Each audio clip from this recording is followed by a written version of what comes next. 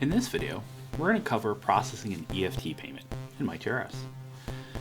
To get to EFT payments, we're going to go to the EFT and Payments tab on the left-hand margin. Now here you have some options at the top, but before we get to that, I want to point out that you can always see your payment amounts at the bottom of the screen, whether they're check, EFTs, or not. In the top section, you're going to see your EFT account information, any payment history for scheduled payments, EFTs that have been made. Now this district has an EFT account set up, but they've not made any EFT payments, which is why you're not seeing them here. So what we're going to do, you'll also see there's a filter if you need to clean out and look at older payments, but most likely you'd be looking at a more recent payment. So to make a payment, you can see that we already have an account established, and we're not going to walk you through establishing the account. We do have that in our written manual in the PDF version that is available on the website. You only have to do that very rarely, so I didn't want to take time in the video to do that. We are going to click Make a Payment though. And what you're going to see here is that making an EFT payment in MyTRS is very much like using bill pay. One of your bills, if you're paying your cable, credit card, that kind of thing.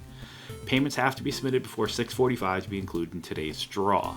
So if you do it after that, it's not like it goes away, it just simply goes to the next business day. We only allow for one-time payments because this is going to be a payment that you're making. It's the exact amount of money that you deducted from your employee's pay, either on a given payroll or for a whole month. You can do it either option is legally allowed. So we're going to choose Next. And here we're going to enter in some payment details. So in this case, we're doing a demonstration, so we're going to say $1.20. Now the payment date is going to be 10/11. That's hard-coded depending on the timing of when you're making your payment. Now your description, we're going to say September 2024. And this description is really for you. So if you need to be more specific, for instance, you could say second payroll, something like that, feel free. Next, EFT payment account. So this will only show you open accounts. You can have multiple accounts if for some reason you needed multiple accounts. Maybe you pay administrators out of one account and members out of another for some reason or something like that. So MyTRS just allows you that flexibility. I think all employers pretty much really just pay out of one account. So we're going to choose our Bank of America account, number 1. And now we're going to put in our reporting period. So even though I did write it up here, this is specifically telling us what report we should be associating this payment to. So we're going to say 9/1/2024. Now, if you're in a situation, I don't know, maybe you're catching up, you're taking over a job and nobody had been doing the MyTRS reports for a month or two, please note you do have to send at least one payment per month. So you can't send like one payment for the whole quarter or something like that. They are due each month on the 10th, and for more information on that, we have other videos on general training of when things are due, and you want to go to the basic info training, okay?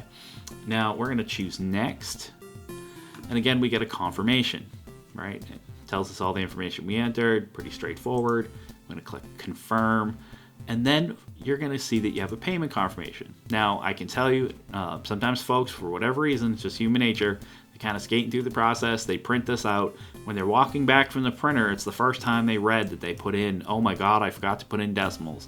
I just entered an amount for $4 million, right? So keep in mind, it's super important that you pay attention before you commit, all right? Now, having said that, we do have a different video on how you can cancel your EFT.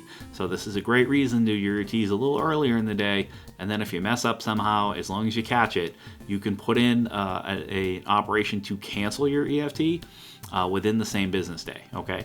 So, and you have to do it by 6:45 p.m., both for entering and canceling. Having said that, you can see your pending EFT here. We're going to take your information.